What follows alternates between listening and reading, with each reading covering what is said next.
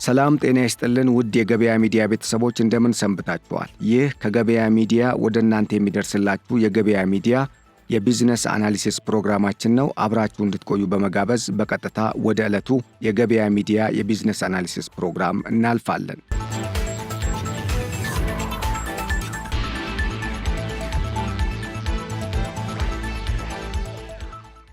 የኢትዮጵያ ኢኮኖሚ ገጽታ አሁን ላይ ከፍተኛ ለውጥ እያስመዘገበ ሲሆን የዋጋ ግሽበት በ5 ዓመት ውስጥ ዝቅተኛ ደረጃ ላይ ስለመድረሱ ተነግሯል። የውጭ ንግድ ሪከርድም እንዲሁ መሻሻል ስለማሳየቱ ነው ከሰሞኑ የወጡ የብሔራዊ ባንክ መረጃዎች የሚያመላክቱት። የኢትዮጵያ ብሔራዊ ባንክና የኢትዮጵያ ስታትስቲክስ አገልግሎት የቅርብ ጊዜ መረጃ እንደሚያሳየው በሂደት ላይ ያሉ የፖሊሲ ማሻሻያዎችና የገበያ ምላሾችን ውጤት በማንጸባረቅ ቁልፍ የኢኮኖሚ አመለካከቶች መቀየራቸውንና በገበያ ውስጥም ያለው እንቅስቃሴ መሻሻል ስለማሳየቱ ነው መረጃው ያመላከተው። የዋጋ ግሽበት ወደ 15.5 በመቶ የቀነሰ ሲሆን ይህም በ5 ዓመት ውስጥ ዝቅተኛ ሆኖ ተመዝግቧል። የኢትዮጵያ የዋጋ ግሽበት በጥር ወር 2025 ወደ 15.5 በመቶ ዝቅ ሲል በጥር 2024 ከነበረበት 29.4 በመቶ ቅናሽ ማሳየቱም ነው። በዚህም የ13.9 በመቶ ቅናሽ ስለመመዝገቡ ነው መረጃው የጠቆመው። ይህም ባለፉት 5 ዓመታት ከተመዘገበው ዝቅተኛ የዋጋ ግሽበት ዋናውና ትልቁ እንደሆነም ነው ቁጥራዊ መረጃዎችን ያካተተው የሁለቱ ተቋማት መረጃ በይፋ ያመላከተው። የዋጋ ንረትን የመቀነሱን ጉዳይ በሚመለከትም የገንዘብ ፖሊሲ እርምጃዎች፣ የአቅርቦት ሰንሰለቶች የተረጋጋና የተሻሻለ የሀገር ውስጥ ምርት ጥምረት ውጤት ስለመሆኑም በመረጃው ተጠቁሟል። ለአጠቃላይ የዋጋ ንረት ጥልቅ አስተዋጽኦ የነበረው የምግብ ዋጋ ግሽበትም በጥር 2024 ከነበረበት 32.3 በመቶ በከፍተኛ ሁኔታ በመቀነስ በጥር 2025 ወደ 15.7 በመቶ መውረዱ ነው የተገለጸው። 16 በመቶ ነጥብ ቅናሽ ስለማሳየቱ ነው በመረጃው የተጠቆመው። ምግብ ነክ ያልሆኑ የዋጋ ግሽበት በ10.2 በመቶ ቅናሽ ሲያሳይ በተመሳሳይ ጊዜ ውስጥ ከ25.3 በመቶ ወደ 15.1 በመቶ ዝቅ ሊል እንደቻለ ነው በመረጃው የተመላከተው። እነዚህ አዝማሚያዎች በተለይም አስፈላጊ በሆኑ የፍጆታ ዕቃዎች ላይ የሸማቾች የዋጋ ግሽበት እንደሚቀንስ የሚጠቁሙ ሲሆን፣ ይሁን እንጂ የዚህ ውድቀት ዘላቂነት የሚወሰነው በሚቀጥሉት ወራት እንደ ዓለም አቀፍ የሸቀጦች ዋጋ፣ የግብርና አፈጻጸምና የፖሊሲ አፈጻጸም ውጤት ላይ ተመስርቶ ሊሆን እንደሚችል ነው በሪፖርቱ የተመላከተው። የወርቅ ኤክስፖርት ከሐምሌ እስከ ታህሳስ 2023 ድረስ ከ161 ሚሊዮን ዶላር ወደ 1.6 ቢሊዮን ዶላር ከጁላይ እስከ ታህሳስ 24 እድገት ያሳየ ሲሆን በዘንድሮ ዓመት ደግሞ 35.2 በመቶ እድገት ማሳየቱ ነው የተነገረው። ከፍተኛ ጭማሪው የተሻሻለ የወርቅ ምርትን፣ ከፍተኛ የዓለም የወርቅ ዋጋ ጭማሪና ጠንካራ የኤክስፖርት ፖሊሲዎች መኖራቸውና በተደረጉ ማሻሻያዎች ምክንያት የተገኘ ውጤት ስለመሆኑ ነው በሪፖርቱ በዝርዝር የተመላከተው። ለኢትዮጵያ ቁልፍ የሆነ የቡና ኤክስፖርትን ስንመለከት ደግሞ የ60 በመቶ እድገት ያሳየ ሲሆን በገቢ ደረጃም ከ574 ሚሊዮን ዶላር ወደ 918 ሚሊዮን ዶላር ሊያድግ ስለመቻሉ ነው የተገለጸው። የቡና የውጭ ንግድ መጨመር ከተሻሻለው የዓለም አቀፍ ፍላጎትና መንግሥት ለግብርና ንግድ ለውጭ ንግድ ካደረገው ማበረታቻ ጋር የሚጣጣም እንደሆነ ተገልጿል። ይሁንና ግን ከዚህ ቀደም የዓለም አቀፉ የቡና ገበያ መቀዝቀዝ በማሳየቱ ምክንያት የቡና ዋጋ ላይ መጠነኛ መቀነስ አሳይቶ እንደነበር አይዘነጋም። ይህ በእንዲህ እንዳለም በአጠቃላይ ከውጭ የሚገቡ ምርቶች በ4 በመቶ የቀነሱ ሲሆን ለአብነትም ከጁላይ እስከ ታህሳስ 23 ከነበረው 8.99 ቢሊዮን ዶላር በ2024 እና 2025 ከጁላይ እስከ ታህሳስ 8.63 ቢሊዮን ዶላር መቀነስ ሊያሳይ ስለመቻሉ ነው በመረጃው የተገለጸው።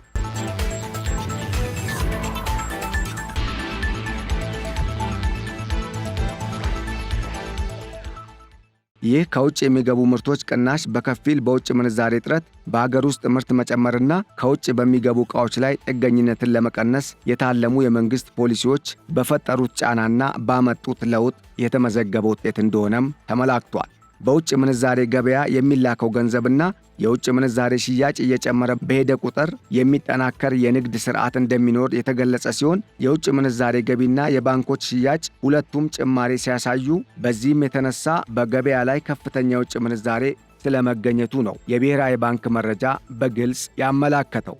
በግል ባንኮች የሚላከው ጠቅላላ ገንዘብ በ23.3 በመቶ ሊያድግ የቻለ ሲሆን እንደ አውሮፓውያን አቆጣጠር ከጁላይ እስከ ታህሳስ 2024 $1.3 ቢሊዮን፣ በተመሳሳይ ዓመት በ2023 ደግሞ ከነበረው $1.48 ቢሊዮን ከፍ ሊል ስለመቻሉ ነው የተገለጸው። ይህ ጭማሪ ከተሻሻሉ የፋይናንሻል ሴክተር ደንቦች፣ የዲያስፖራ ተሳትፎ ፕሮግራሞችና በመደበኛ የባንክ ቻናሎች ላይ ያለው እምነት ከፍተኛ እንዲሆን በመደረጉ የመጣ ለውጥ ስለመሆኑም ነው መረጃው ያመላከተው።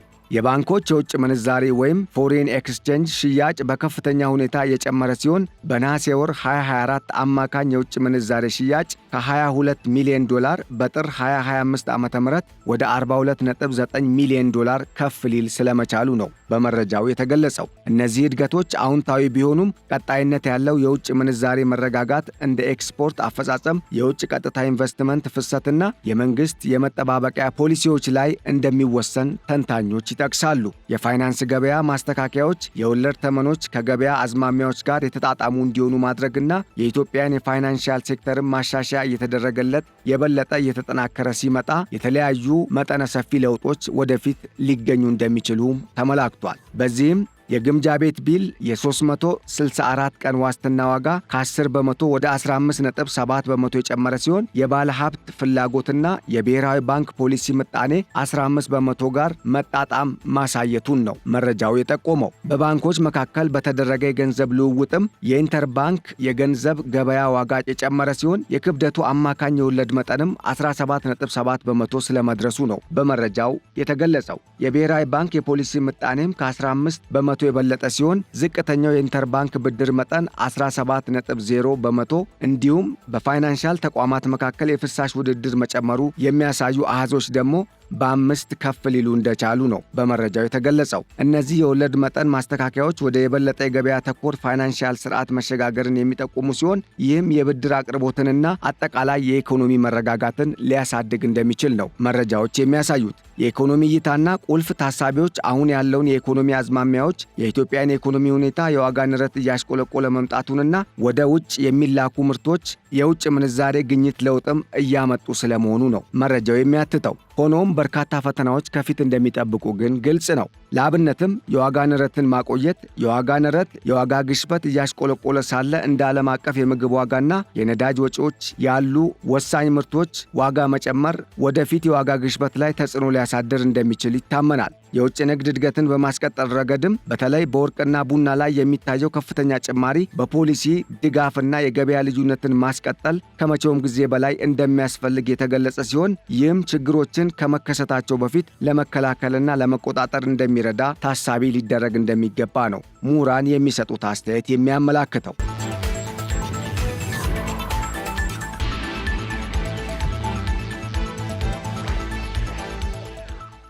የውጭ ምንዛሬ መረጋጋት፣ የገንዘብ ለውጥና የውጭ ምንዛሬ ሽያጭ መጨመር ተስፋ ሰጪ ቢሆንም ነገር ግን የረጅም ጊዜ መረጋጋት የውጭ ኢንቨስትመንትን በማስፋትና ክምችት በመጨመር ላይ የተመሰረተ ሊሆን እንደሚገባም ያምናሉ። የወለድ ተመን ፖሊሲ ማስተካከያን በሚመለከትም የወለድ መጠኖች ከገበያ ሁኔታዎች ጋር ሲጣጣሙ የፋይናንስ ሴክተር ማሻሻያ ንግዶችንና ሸማቾችን መደገፍ ሊያስፈልግ እንደሚችልም ይታመናል።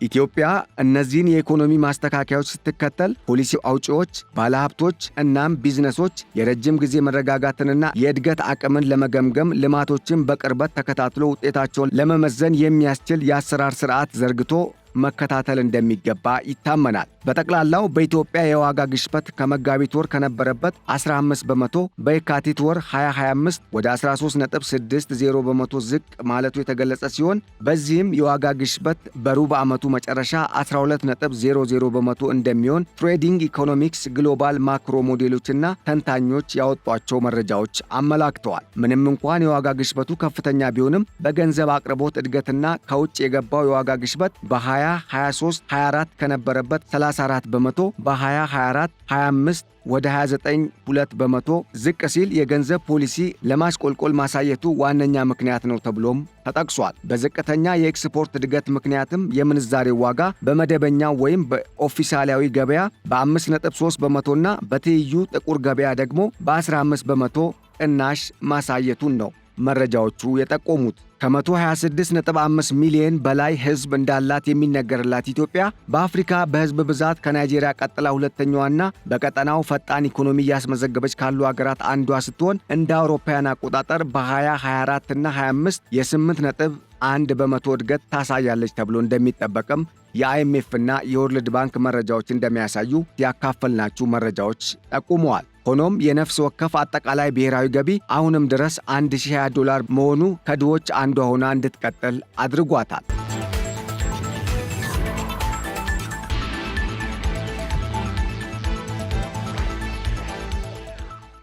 የኢትዮጵያ የ2023 እና የ2024 የዋጋ ግሽበት 30.2 በመቶ ከ2022 በ3.6 በመቶ ቅናሽ አሳይቷል። በ2022 የኢትዮጵያ የዋጋ ግሽበት 33.89 በመቶ የነበረ ሲሆን ይህም ከ2021 በ7.05 በመቶ ከፍ ሊል ስለመቻሉ ነው መረጃዎች የሚጠቁሙት።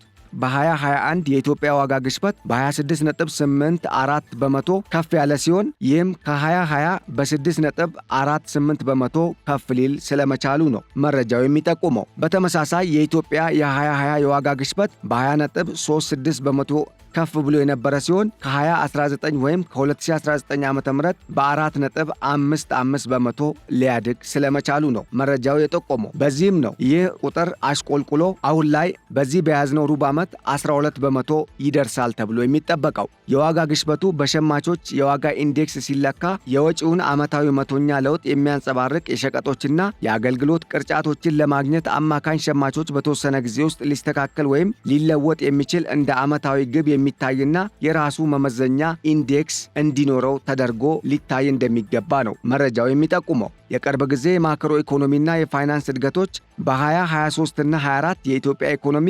7.1 በመቶ ማደጉን ያሳየ ሲሆን ከጠቅላላ የሀገር ውስጥ ምርት ውስጥ 28 በመቶ የነበረው ኢንዱስትሪ 6.9 በመቶ ያደገ ሲሆን ግብርናው ደግሞ 32 በመቶ ከጠቅላላ የሀገር ውስጥ ምርት ውስጥ 6.3 በመቶ እድገት ማሳየቱን ነው በመረጃው ከተካተቱ ወሳኝ ዋና ዋና መረጃዎች መካከል ያገኘነው ሪፖርት የሚያሳየው። የፍላጎት ጎን የእድገት ነጂዎች የግል ፍጆታና ኢንቨስትመንትን በሚመለከት ምንም እንኳን የዋጋ ግሽበቱ ከፍተኛ ቢሆንም በገንዘብ አቅርቦት እድገትና ከውጭ የገባው የዋጋ ግሽበት በ2022 እና 23 ከነበረበት 34 በመቶ በ2024 እና 25 ወደ 29.2 በመቶ በገንዘብ ፖሊሲ ማሽቆልቆል ምክንያት የመጣ ለውጥ ስለመመዝገቡ መረጃው አመላክቷል። በዝቅተኛ የኤክስፖርት እድገት ምክንያትም የምንዛሬ ዋጋ በኦፊሳላዊ ገበያ በ5.3 በመቶ የቀነሰ ሲሆን በትይዩ ገበያ ደግሞ በ15 በመቶ ሊቀንስ ስለመቻሉ ነው በመረጃው የተመላከተው። የገንዘብ ድጎማዎችን ጨምሮ የበጀት ጉድለት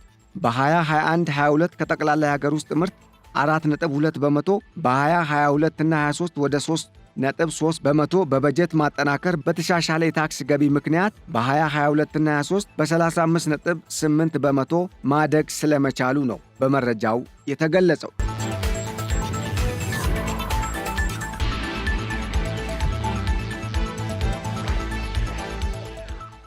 በ2022 እና 23 ከጠቅላላ የሀገር ውስጥ ምርት ከነበረው 3.9 በመቶ በ2023 እና 24 የአሁኑ የሂሳብ ጉድለት ወደ 3.0 መቶኛ በመቀነሱ የተጣራ አገልግሎት በ60.3 በመቶ መጨመር ሲያሳይ ከውጭ የሚገቡ ምርቶች ደግሞ በ5.3 በመቶ ቅናሽ ማሳየታቸውን ነው በመረጃው የተመላከተው። የዓለም ባንክ ቡድን WBG ስትራቴጂካዊ ትኩረት ኢትዮጵያ የበለጠ ሁሉን አሳታፊና ቀጣይነት ያለው የእድገት መንገድ በመንደፍ የሀገር በቀል የኢኮኖሚ ማሻሻያ አጀንዳዎችንና የአሁኑን የ10 ዓመት የልማት ዕቅድን በመደገፍ ወደፊት የምትቀጥል ከሆነ የተለያዩ ለውጦችን ልታስመዘግብ እንደምትችል ከወዲሁ ተንብዮአል። በአጠቃላይ የዓለም ባንክ የጾታ እኩልነትን በማነጻጸር የማኅበራዊ ደህንነት መረቦችን በማስፋትና ዘላቂ የመሬት አጠቃቀም ሥርዓትን በመዘርጋት ኢትዮጵያ ከዘርፉ የተሻለ ጥቅምን በማስመዝገብ በቀጣዮቹ ዓመታት ከፍተኛ ኢኮኖሚያዊና ማኅበራዊ ለውጦችን ልታስመዘግብ እንደምትችል የዓለም አቀፉ የገንዘብ ድርጅት የአይኤምኤፍና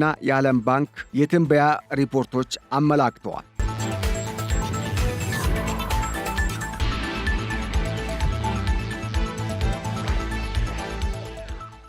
ውድ አድማጭ ተመልካቾቻችን ለዕለቱ ያዘጋጀንላችሁ የቢዝነስ አናሊሲስ ዝግጅታችን ይህንን ይመስል ነበር። ስለተከታተላችሁን በማመስገን ቸር ተመኘን። ሰላም። ገበያ ሚዲያ፣ ምጣኔ ሀብታዊ እድገታችን ለማኅበራዊ ዋስትናችን።